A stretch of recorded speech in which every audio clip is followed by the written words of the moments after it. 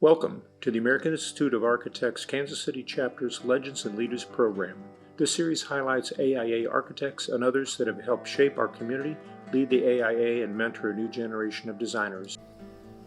Kite Singleton has been an active leader in the Kansas City community since returning from internships abroad, with a special passion for growing prosperity of Kansas City's urban center. Recognizing the important role of public transit in urban communities, he has traveled extensively to research the subject, written essays, published articles, and given public presentations on what he has seen other cities do in using transit to maintain and renew the vigor in the urban center. Kite has participated in numerous civic activities, including chair of the City Planning Commission, MARC Transit and Kansas City Area Transportation Authority Light Rail Advisory Committees, and is a charter member of the Board of the Habitat of Humanity, Kansas City. In 2015, Mayor Sly James and others helped dedicate the Kite Singleton Yard building, a 25,000 square foot LEED Gold certified streetcar maintenance facility. In 1981, Mr. Singleton served as president of the AIA Kansas City. Kite was a partner in Abend Singleton Associates from 1968 to 1996, executing major projects throughout the region. In residential development, he has produced several proposals in urban neighborhoods and undertaken his own development with new homes in Kansas City's Old Westport area. Kite received a degree in arts from Princeton University and his degree in architecture from Washington University. Let's meet Kite. Kite, good afternoon. Thank you for taking time out of your schedule to sit down with us for the AIA Kansas City Legacy and Leader Series. How are you doing today? Just fine, James. Thank you. Happy to be here. Happy that you and Frank and others have participated in trying to put this together so there's some touch with the history of our chapter. What inspired you to become an architect? Well, as a child, I liked to draw. When I was in high school, I took mechanical drawing, and I also used to make drawings of customized 1930s cars that I loved. It is, to a certain extent, I love to sketch. And I have 15 sketchbooks in there that I have sketches from India, of course, but Mexico, the Danube, Phnom Penh, Rangoon, Japan.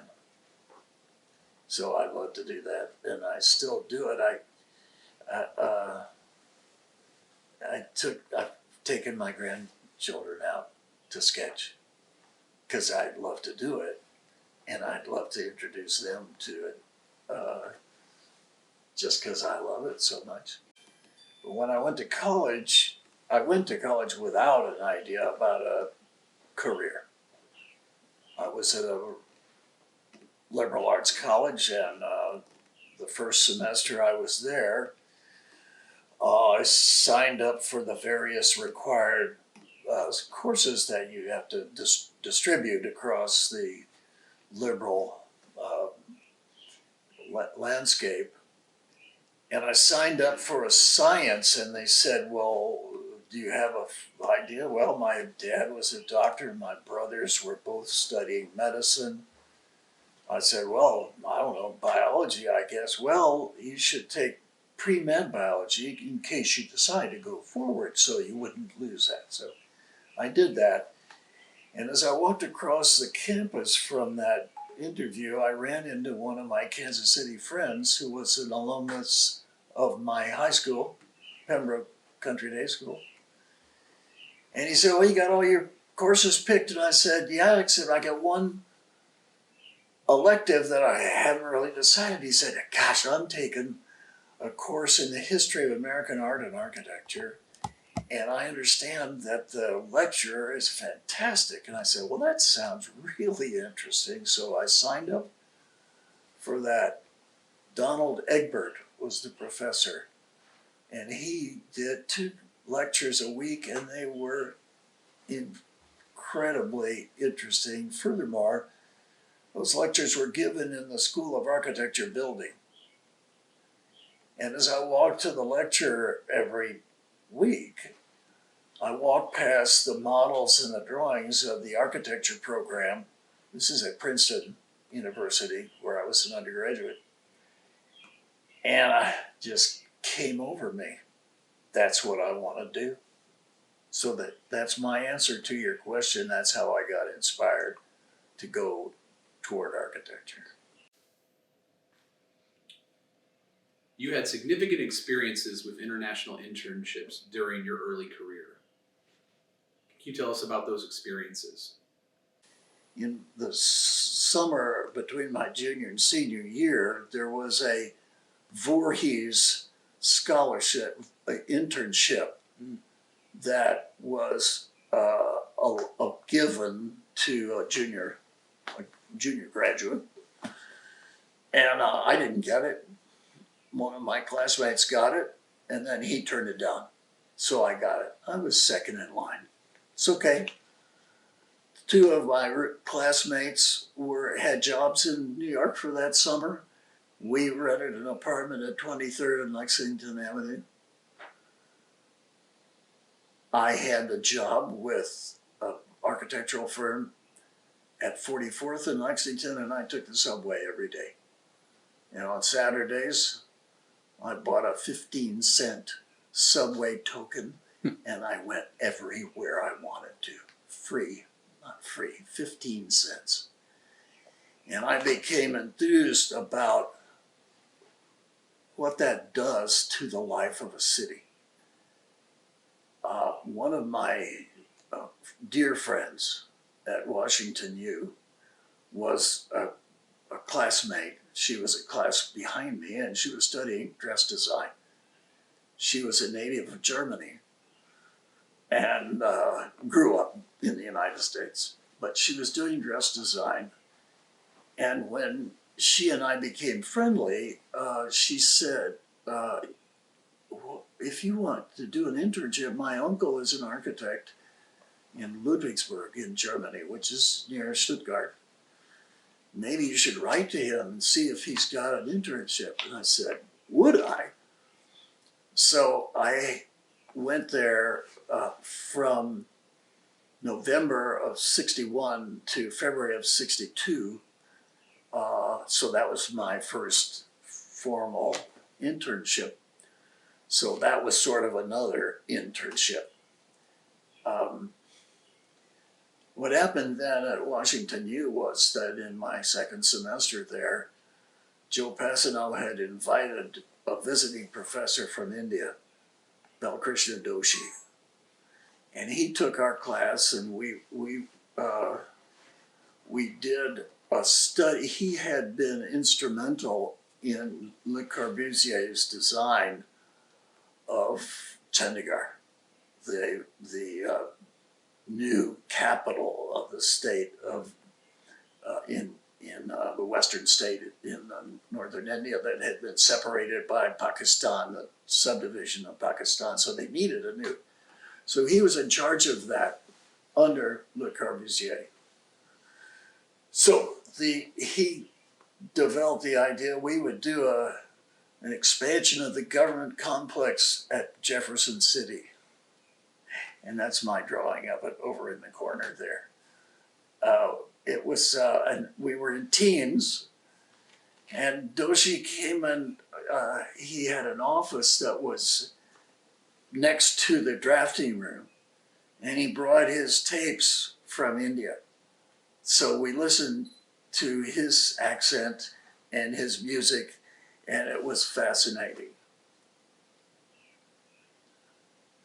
So when he left, I said, could I come to do an internship with you in Ahmedabad, which was his home, and from which he practiced for essentially all the time after he left Le Corbusier.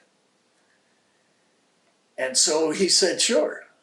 And as it happened, before I could get there, I was drafted. So when I finished my term in the Army, I wrote Doshi again. I said, can I come? And he said, yes. So I went there in the summer of '64.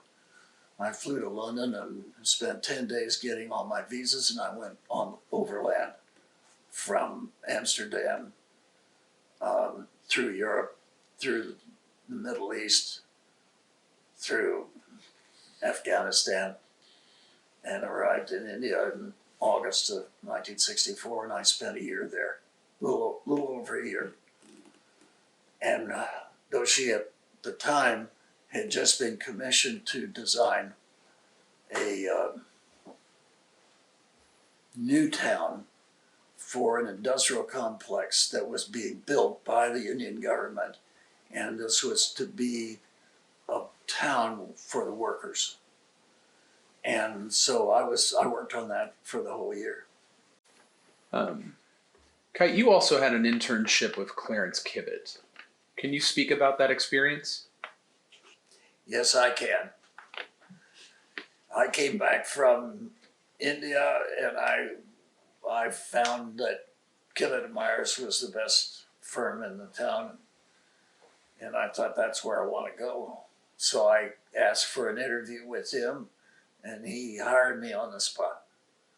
I think he was impressed with the internships that I had done, and so I went to work there in 1964.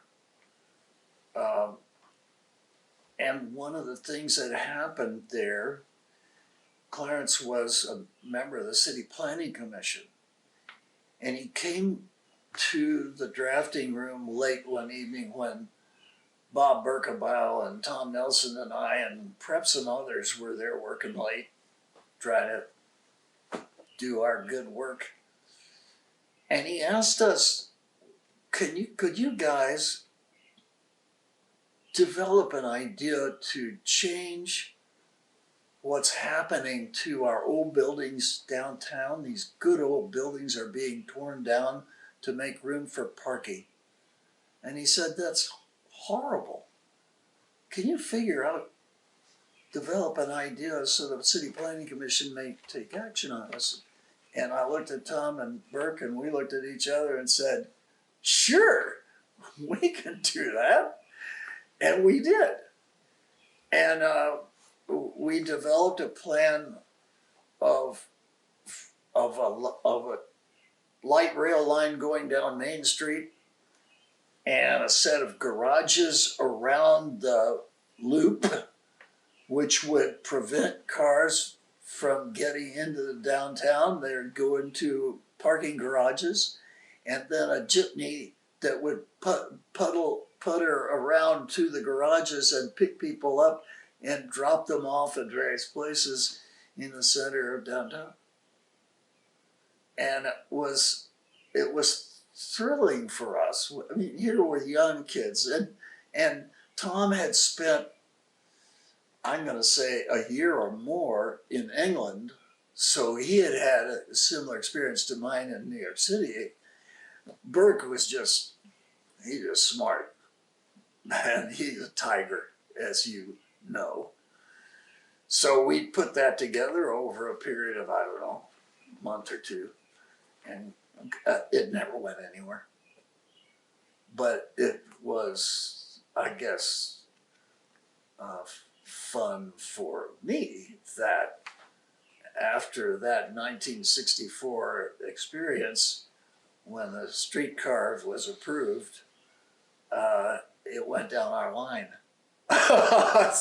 so we had, but it was so self-evident where it should go. And so that was an experience that I count Clarence Kibbitt as one of my inspirations. Amazing. Abend Singleton. Can you speak about your firm and some of your favorite projects that were designed? Sure. When we were both, Steve and I were both at Kibbitt & Myers, as was Dean Graves. Dean Graves, 2 or 3 years older than we were, he he resigned from Kibbitt & Myers to take on a job that his brother-in-law was with Paul Hamilton Company, and they were going to do this building on in Midtown Kansas City, and would I come and help him? Would I leave Kevin Myers and join him? And Steve and I joined at the same time with Dean, and Dean called it Urban Architects. And we were together about 5 years when Dean decided that Steve and I had different aspirations than he had. And God bless him, he was a dear friend and still a dear friend. But he decided to withdraw. So Steve and I reformed the firm as Abend Singleton Associates.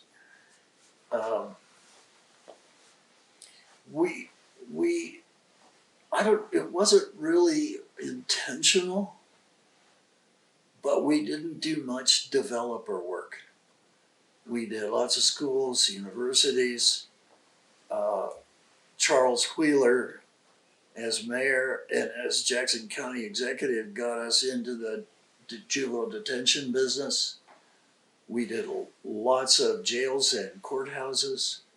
We did the federal courthouse downtown on 8th Street. Was in conjunction with Ellerby Beckett.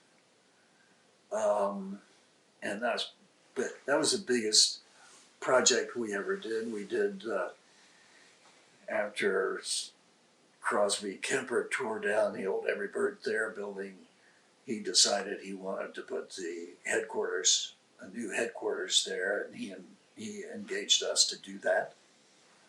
I think that's one of my favorites. And it was a combination of Steve and me and Fred Myers and Anil Panchal. We were, I think the largest we were was about 37 people. We were, and many of those have gone on to form their own companies and have their own success.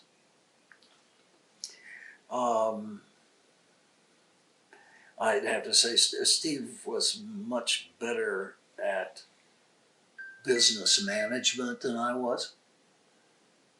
And I was better at public engagement, like the City Planning Commission and the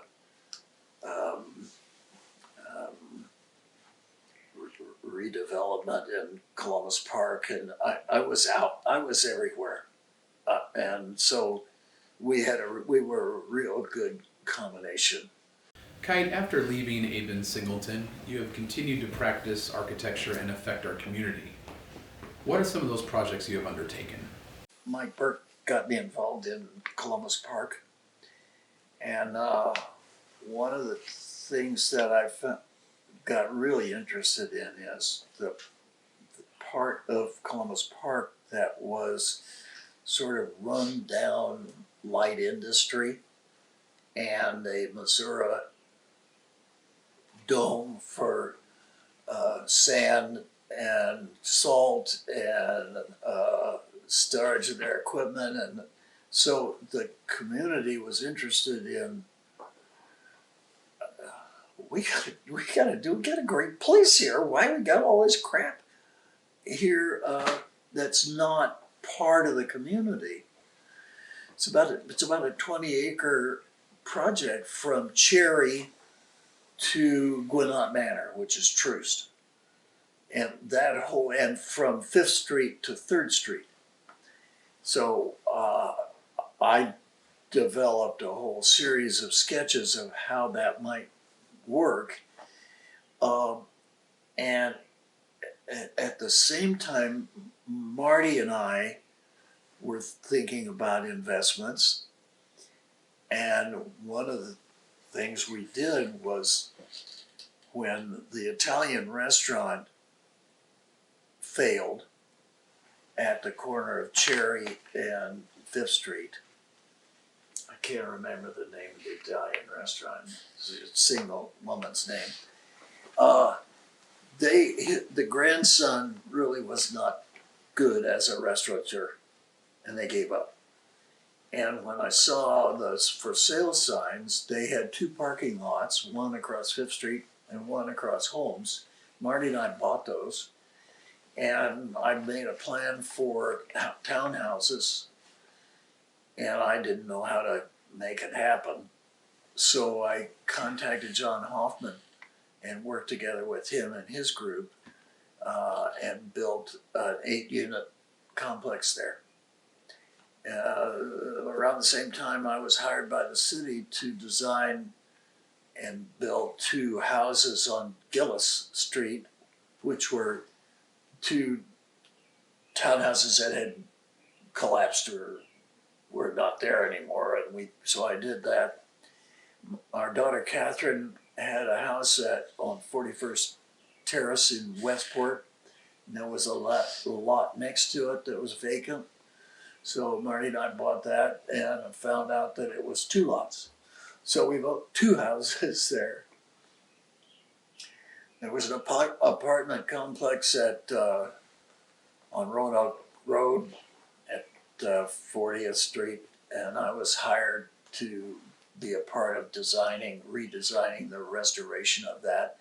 And I forgot to mention, James, forgive me, but go back to Abend Singleton. One of the things we did was a few housing projects. For example, Shalom Plaza at 77th and Holmes.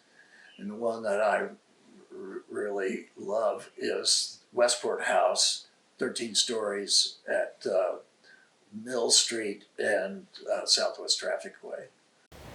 Kite, can you speak of your experiences with AI Kansas City and your involvement over the years? Sure. The highlight of my involvement with AIA as president in 1981 was that was the time with the collapse of the Hyatt Skywalks. And so I was called on by the media to comment. And it was pretty stressful because the architects were my dear friends, especially Tom and Burke. And I wanted to be, but at the same time, after it happened, there was a period in which nobody knew what went wrong or who might be culpable. In 1979, when the AI convention was in Kansas City, the Regional Urban Design Committee, RUDAT, Regional Urban Design Assistance Team program, was planned for Kansas City, and I, because I'm here and I was serving on that committee, they came and said, well, what should we do as a Regional Urban Design Assistance Team program? And I took them around to various places. We landed on the Northland, because the Northland was in the process of developing. And I think we had the idea that if we could establish some sort of nodal development concept as a part of the plan, with the connection with public transportation, we might be able to forestall and prevent the development of the Northland as Johnson County was already being developed as a sprawl, urban, suburban, rural sprawl experience. Well, long story short, it went nowhere. And it went nowhere because we are so addicted, not only the city council, but all of us. We can't give up on our cars. Kite, what advice do you have for this new generation of younger architects? I guess I feel like falling in love with your opportunity to have an impact on your town.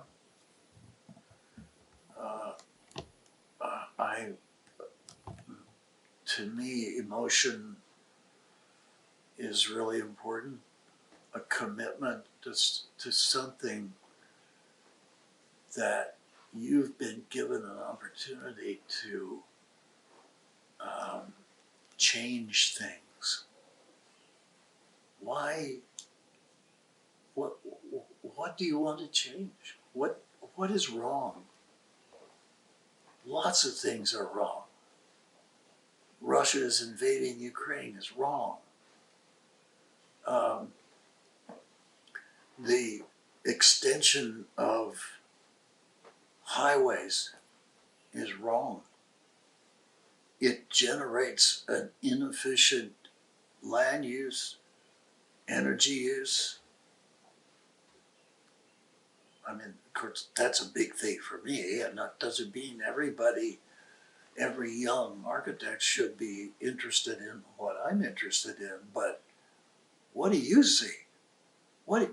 You're taught to observe. You're taught to assess what is happening in your town or in your country or on your block or in your school. And so you've been taught to observe those things, and you've been asked to fix them. Maybe that's maybe not quite. Not everybody's going to be able to fix something. Like I was not able to fix the Northland. So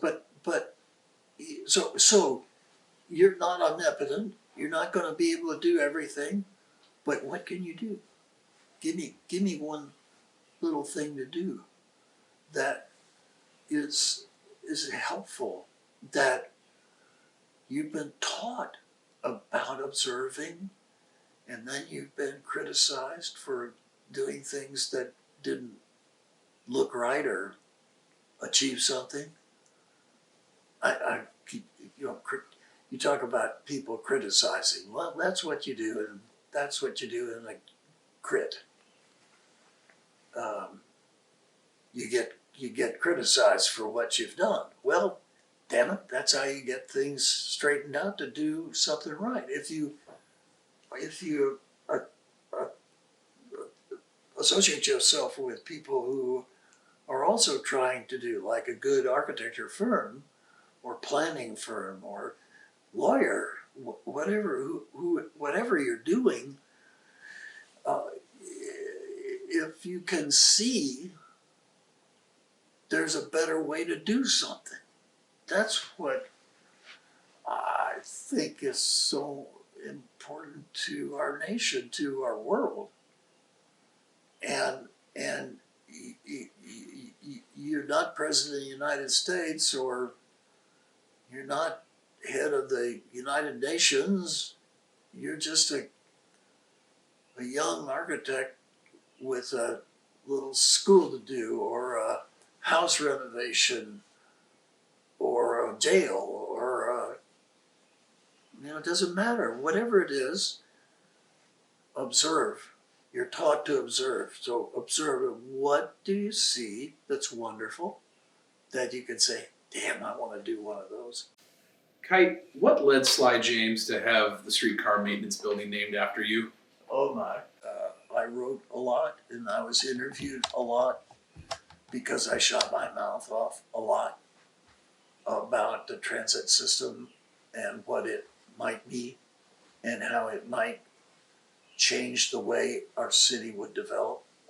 And I think what the councilman thought was, Kite's done this all this time, he really ought to get, so that's how it happened. And I had no idea what was happening, and when my youngest daughter lives in Houston, she came to town and said, Dad, there's this announcement about the streetcar coming up, and you should go, and we're going to see the lawyer about your will the same day. I want you to wear tie and a coat to go to this lawyer. So she picks me up to go to the lawyer, but we're going to go to the announcement about the streetcar. And I stood there, and Sly James starts talking about this guy who's going to get named for the streetcar yard. And I kept listening to him. I said, is there somebody else that's done all those things? Finally, he said my name, and I thought, oh my gosh. Kite, thank you so much for your participation today in our AIA Kansas City Legacy and Leaders series. Your responses to our questions have been very thoughtful and wonderful. Thank you so much.